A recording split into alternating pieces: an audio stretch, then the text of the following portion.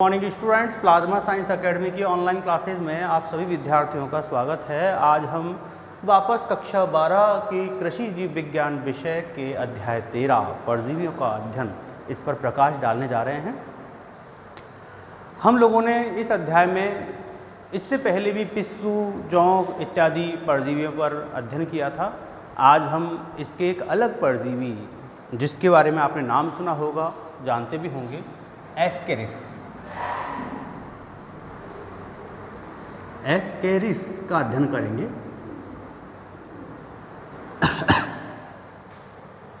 इसका जो वैज्ञानिक नाम है बेटा वो है एस्केरिस लुम्ब्रिकॉइड्स।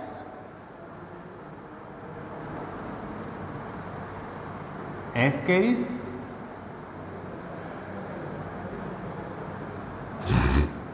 लुम्ब्रिकाइड्स।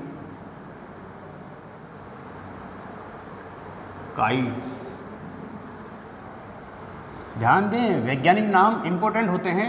एस्केरिस का वैज्ञानिक नाम क्या हुआ? Ascaris lumbricoides.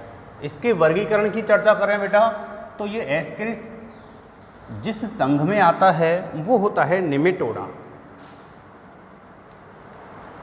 निमेटोडा, और आपको विदित होगा, पता होगा, निमेटोडा के अंतर्गत जो भी परजीवी आते हैं वो सब आते हैं गोलक्रमी में।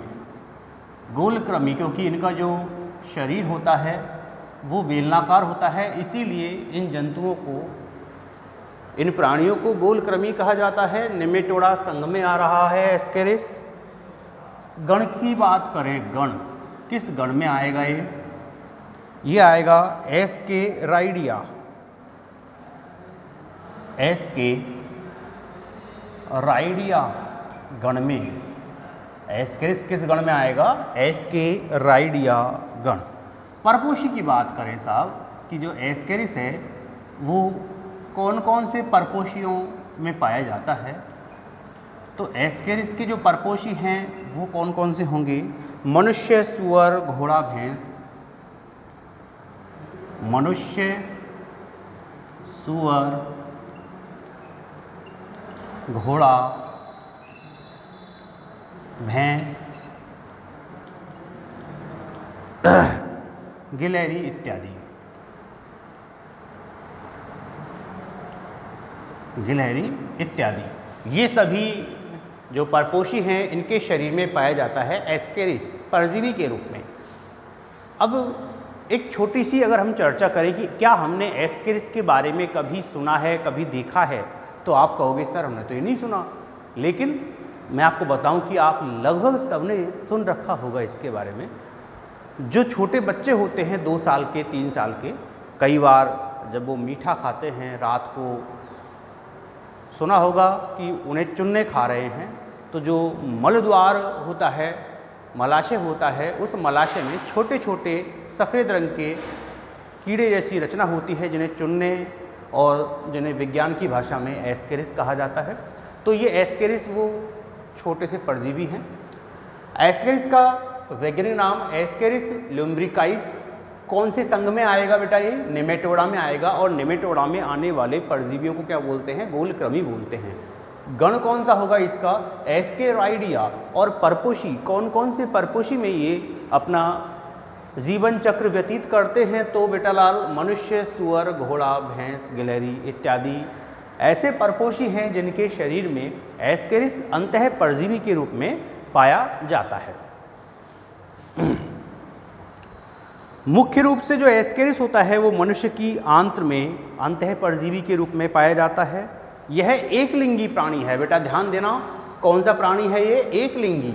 अब जब एक लिंगी शब्द आ रहा है इसका मतलब एक परजीवी के शरीर में केवल एक ही प्रकार का क्या मिलेगा? जननांग मिलेगा।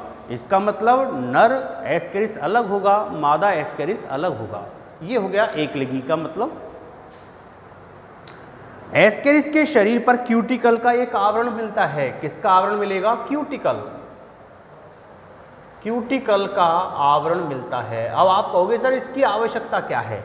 तो बेटा हम ये जानते हैं कि जो एस्केरिस होता है वो मिलता है मनुष्य और परपोषियों के आंत्र में। अब आंत्र में मिलेगा तो वहाँ पर तो बहुत सारे पाचक रस होते हैं, एसिड्स होते हैं। उन एसिड्स से इस परजीवी की सुरक्षा कौन करेगा? परजीवी के संपूर्ण शरीर पर पाए जाने वाला क्यूटिकल। ये क्यूटिकल उस एस्केरिस को सुरक्षा प्रदान करता है ताकि वो लंबे समय तक जीवित बना रहे। इसका अग्र जो भाग होगा वो त्रिकोणाकार होता है जिस पर एक मुख पाया जाता है। एस्केरिस के अग्र भाग पर एक मुख मिलेगा और जो अग्रभाग होगा वो त्रिकोणाकार होगा। नर एस्केरिस की लंबाई कम होती है और मादा एस्केरिस की लंबाई ज़्यादा होती है। देखो बेटा, इसका एक अपन डायग्राम बना के देखें।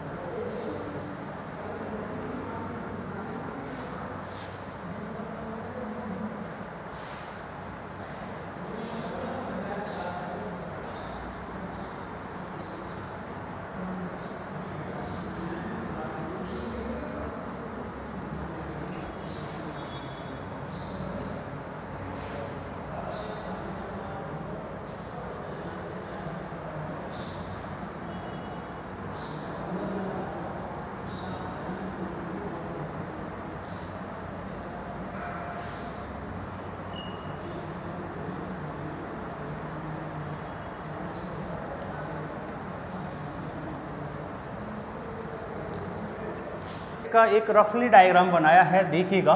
जो नर एस्केरिस होता है उसकी लंबाई कम होगी, जो मादा एस्केरिस होगा उसकी लंबाई ज़्यादा होगी। जो नर एस्केरिस होगा वो पीछे की ओर से मुड़ा हुआ होगा, जो मादा एस्केरिस है वो पीछे की ओर से, आगे की ओर से, सब जगह से एकदम स्ट्रेट, एकदम सीधे होंगे।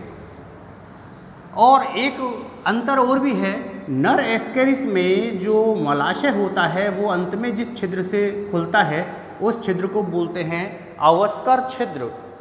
अब बेटा यहाँ पर तो हम इसको अवस्कर छिद्र बोल रहे हैं। मादा प्राणी है, मादा प्राणी का जो मलाशय होता है जिस छिद्र में खुलता है उसको बोलते हैं गुदा छिद्र।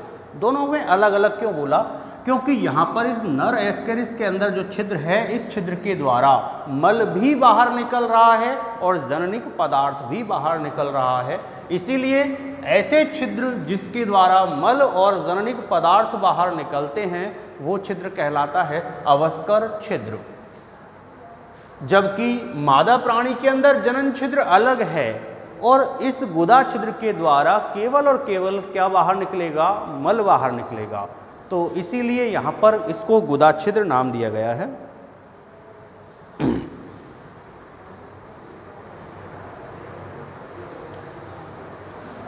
और देखिए बेटा, जो एस्केरिस होता है चाहे नर हो चाहे मादा हो, तो इनमें आप इस प्रकार से अनुदैर्ध्य रूप में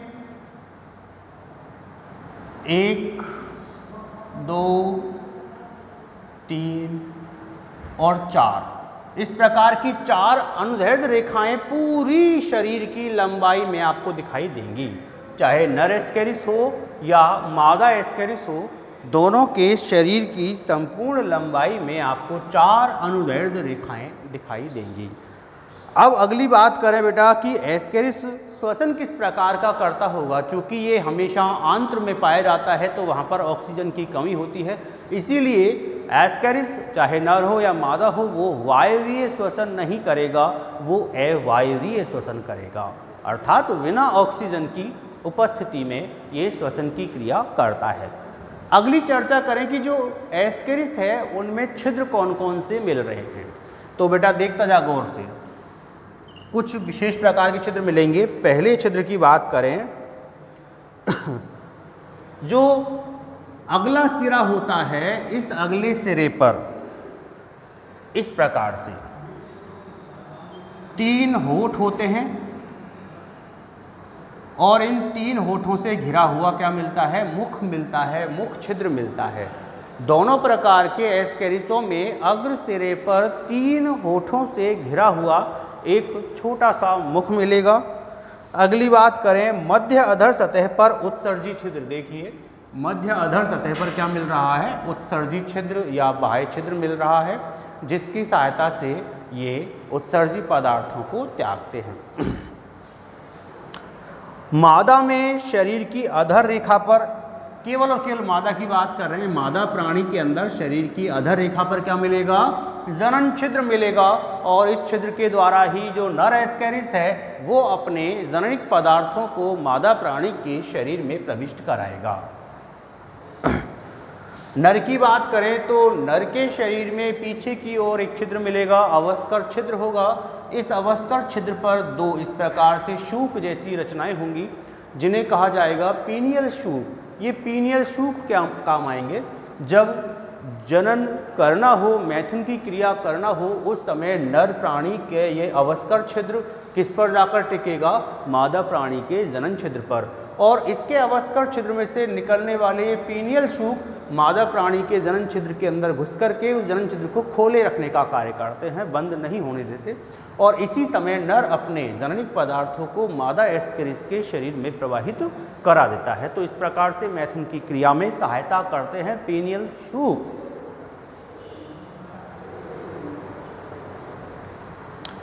अगली चर्चा करें बेटा पाचन तंत्र की।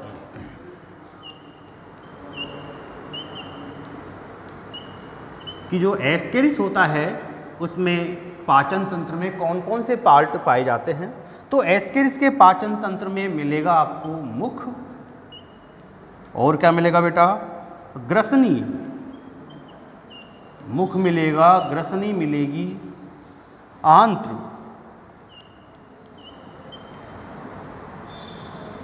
मलाशय, ये सारे पार्ट मिलेंगे। और आपको बता रखा है जो मलाशय वाला पार्ट होता है वो नर एस्केरिस में अंत में चल करके अवस्कर छिद्र में खुलेगा, और जो मादा एस्केरिस है उसमें अंत में चल करके गुदा छिद्र में खुलेगा। अब हम सबसे इंपॉर्टेंट बात करेंगे किसकी? एस्केरिस के जीवन चक्र की। एस्केरिस का जो जीवन चक्र होता है सबसे ज़्यादा इंपॉर्टेंट है। क्यों? क्योंकि अभी आप समझ जाएंगे इसको देख करके। अब तक जो हमने परजीवी पढ़े हैं उन सभी परजीवियों में सबसे ज़्यादा महत्वपूर्ण करेंगे उसको।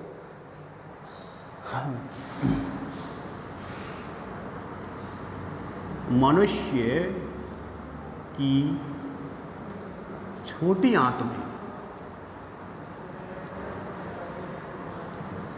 छोटी आंत्र में कौन है उपस्थित बेटा लाल? नर और मादा एस्केरिस दोनों, नर व मादा दोनों एस्केरिस हैं। अब यहीं पर एस्केरिस हैं दोनों, तो क्या होगा? मैथुन की क्रिया होगी इनके बीच में, आंत्र में।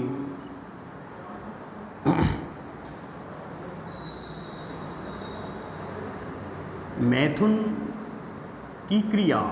बेटा ये जो मैथुन शब्द आता है इसका मतलब होता है सेक्स करना। तो मैथुन की क्रिया या सेक्स की क्रिया कहाँ पर होगी? आंत्र के अंदर होगी।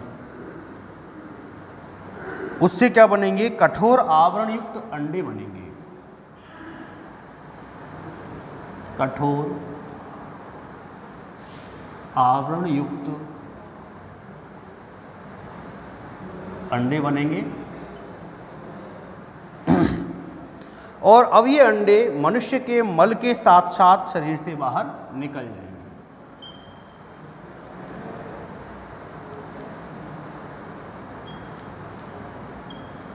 मनुष्य के मल के साथ शरीर से बाहर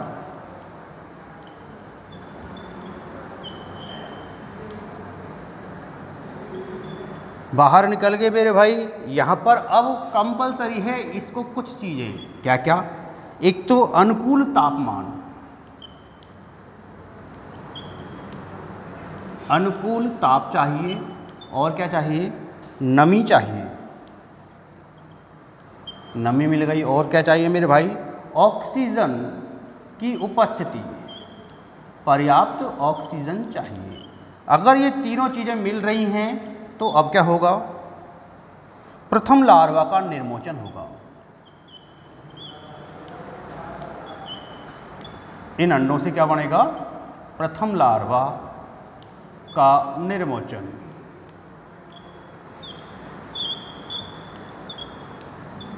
प्रथम लार्वा का निर्मोचन हो गया मेरे भाई।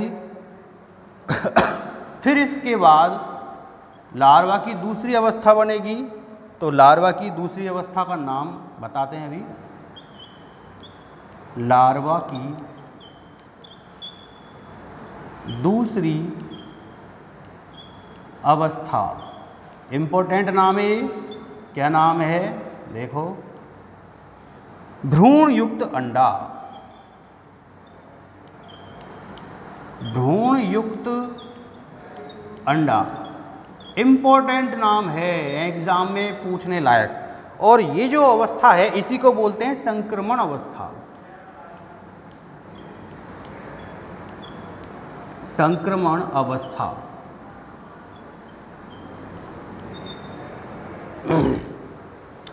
अब साहब ये जो संक्रमण अवस्था है वो किस किस के द्वारा, या तो दूषित जल या फिर भोजन के द्वारा। कहां पर पहुंचेगी? परपोषी के पाचन तंत्र में।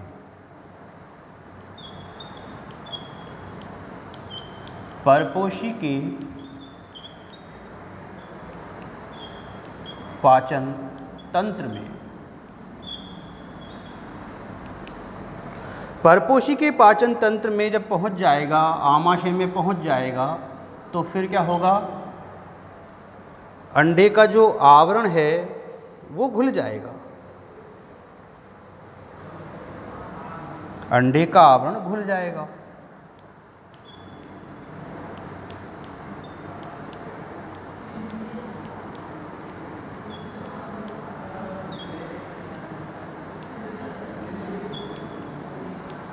अब अंडे का आवरण घुल गया तो मुक्त लार्वा निकलेगा।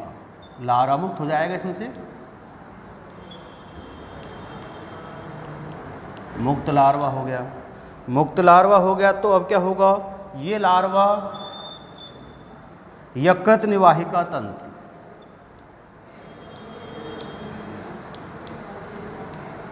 निवाहिका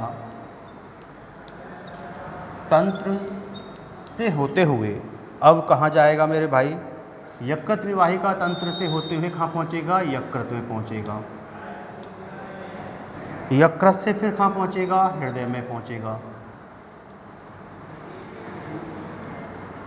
हृदय से फिर कहाँ पहुँचेगा? हृदय से पहुँचेगा ये फुफ्फुस।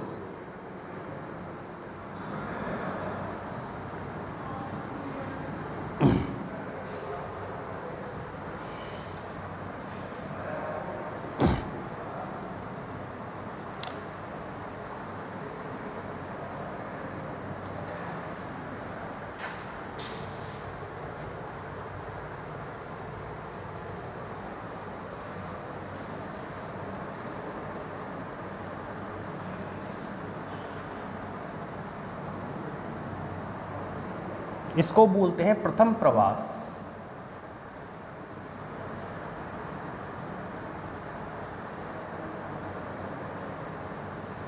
लार्वा अवस्था का तृतीय निर्मोचन होगा यहां पर।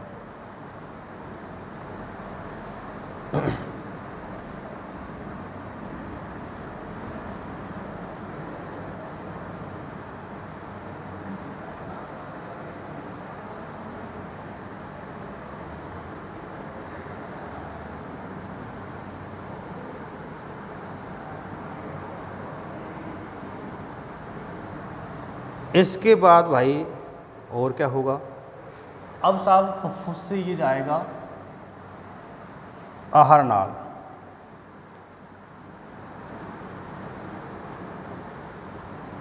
और आहार नाल से फिर जाएगा ये आंत्र में।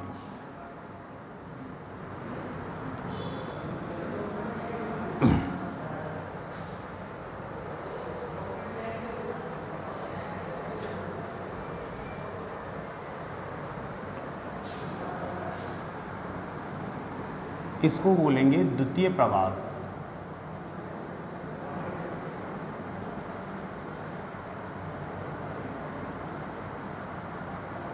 और यहां पर क्या हो जाएगा? चतुर्थ निर्मोचन।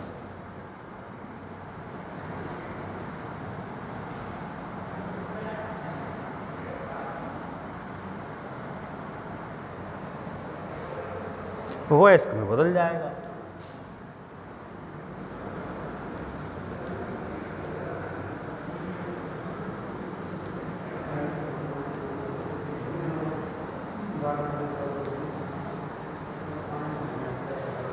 समझिए इसको, वापस से समझना बहुत इम्पोर्टेंट है। एस्केरिस का जो जीवन चक्र है उसकी हम शुरुआत कर रहे हैं। मनुष्य की छोटी आंत में होता है एस्केरिस। मनुष्य की छोटी आंत्र में नर और मादा दोनों प्रकार के एस्केरिस मिलेंगे। इस छोटी आंत्र में ही नर और मादा दोनों एस्केरिस मैथुन की क्रिया करेंगे। मैथुन की क्रिया करने के बाद कठोर आवरण युक्त अंडे बनेंगे। कहाँ पर? आंत्र में ही। फिर क्या होगा? मनुष्य के मल के साथ साथ ये अंडे शरीर से बाहर निकल जाएंगे, वातावरण के अंदर आ जाएंगे, मिट्टी पर आ जाएंगे। वहाँ पर क्या होगा? यदि इन अंडों को अनुकूल तापमान मिल रहा है, नमी मिल रही है और ऑक्सीजन की पर्याप्त मात्रा मिल रही है तो इन अंडों से क्या बनेगा? प्रथम लार्वा का निर्मोचन होगा। प्रथम लार्वा बनेगा। कहाँ पर? वहीं वातावरण में बाहर की ओर। ये प्रथम लार्वा बन गया। अब इसके जस्ट बाद में क्या होगा? लार्वा की दूसरी अवस्था बनेगी और उस दूसरी अवस्था का नाम है भ्रूण युक्त अंडा। वेरी वेरी इंपॉर्टेंट, ये नाम ध्यान रखें। भ्रूण युक्त अंडा बनेगा, लार्वा की दूसरी अवस्था, और इसी को बोलते हैं संक्रमण अवस्था, क्योंकि ये जो लार्वा होता है दूसरी अवस्था वाला या भ्रूण युक्त अंडा, इसी के द्वारा संक्रमण फैलता है, इसी के द्वारा ये परपोषी में प्रवेश करता है। तो ये भ्रूणयुक्त अंडा बन गया। अब साहब दूषित जल और भोजन, भाई मनुष्य की फितरत में होता है कि हम लोग क्या करते हैं, अपने हाथ वगैरह ढंग से नहीं धोते और भोजन वैसे ही ग्रहण कर लेते हैं, पानी वैसे ही पी लेते हैं। तो उसी के कारण दूषित जल हो या दूषित भोजन हो, उसके द्वारा अब ये संक्रमण अवस्था कहाँ पर प्रवेश कर जाएगी? भोजन और पानी के द्वारा परपोषी के पाचन तंत्र में प्रवेश कर जाएगी। पाचन तंत्र में जैसे ही प्रवेश करेगी तो ये जो लार्वा वहाँ पर पहुँचा है वो उसके आमाशय में पहुँचेगा और आमाशय में विशेष प्रकार के पाचक रस उपस्थित होने के कारण अंडे का जो आवरण है वो घुल जाएगा और क्या मुक्त हो जाएगा? लार्वा मुक्त हो जाएगा। ये मुक्त लार्वा पाचन तंत्र की भित्ति को भेदता हुआ कहाँ पर पहुँचेगा? यकृत निवाहिका तंत्र में पहुँचेगा। यकृत निवाहिका तंत्र से फिर कहाँ पहुँचेगा? यकृत में पहुँचेगा। यकृत से फिर कहाँ पहुँचेगा? हमारे हृदय में पहुँचेगा। हृदय से फिर कहाँ पहुँचेगा? हमारे फुफ्फुस में पहुँचेगा। रुक जाइए। मुक्त लार्वा आंत्र की भित्ति को भेदता हुआ यकृत निवाहिका तंत्र में पहुंचा, यकृत निवाहिका तंत्र से यकृत में पहुंचा, यकृत से फिर हृदय में पहुंचा, हृदय से फिर फुफ्फुस में पहुंचा। यहाँ तक का जो इसने मार्ग तय किया है ये क्या कहलाएगा? प्रथम प्रवास कहलाएगा। कहाँ से कहाँ तक? यकृत निवाहिका तंत्र से यकृत, यकृत से हृदय, हृदय से फुफ्फुस तक जो पहुंचा, तो ये जो कारवा है इसका वो क्या कहलाएगा? प्रथम प्रवास कहलाएगा। और इसी समय लार्वा में कौन सा निर्मोचन हो जाएगा? तृतीय निर्मोचन हो जाएगा। जब फुफ्फुस तक पहुंच गया उसके बाद क्या होगा? उसके बाद जैसे हमको कफ आ रहा है, खखार आ रही है, खांसी आ रही है, उसके द्वारा ये लार्वा वापस आपके गले में आएगा। अब यदि आपने उसको थूक दिया तो कोई टेंशन नहीं, लेकिन यदि नहीं थूका, आप उसको वापस निगल गए, तो अब ये फुफ्फुस से कहाँ पहुँच जाएगा? मनुष्य के आहार नाल में, और आहार नाल से कहाँ पर पहुँच जाएगा? आंत्र में। तो मेरे भाई फुफ्फुस से निकला आहार नाल में, आहार नाल से पहुँचा आंत्र में, ये इसका कहलाएगा द्वितीय प्रवास। और इसी समय यहाँ पर कौन सा निर्मोचन होगा? चौथा निर्मोचन होगा। बेटा ध्यान दे। प्रथम प्रवास और द्वितीय प्रवास दोनों में लगने वाला कुल समय कितना होगा? 8 से लेकर 10 सप्ताह का। 8 से लेकर 10 सप्ताह लग जाते हैं इसमें। अच्छा साहब, आंत्र में पहुंच गया, उसके बाद ये वयस्क में जाकर रूपांतरित हो जाएगा और फिर वापस वही इसका चक्र चलता रहेगा। तो इस प्रकार से ये एस्केरिस का जीवन चक्र था, जो आपके ठीक प्रकार से समझ में आ गया होगा। यदि नहीं आता है तो इस वीडियो को आप बार बार देखें, क्योंकि इंपॉर्टेंट है।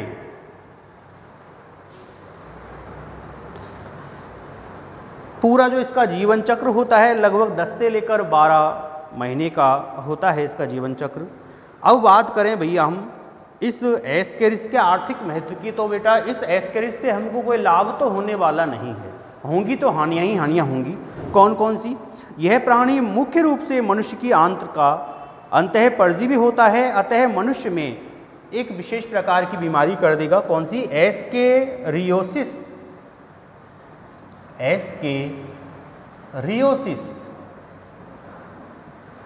एस्केरियोसिस नामक समस्या उत्पन्न कर देगा। जब मनुष्य दूषित जल और भोजन को खाता है तो एस्केरिस के अंडे मनुष्य की आंत्र में पहुंचकर यहाँ से मांसपेशी और वृक्क तक को, हमारी जो किडनी है, उनको भी फेल कर देते हैं, गंभीर हानि पहुंचाते हैं।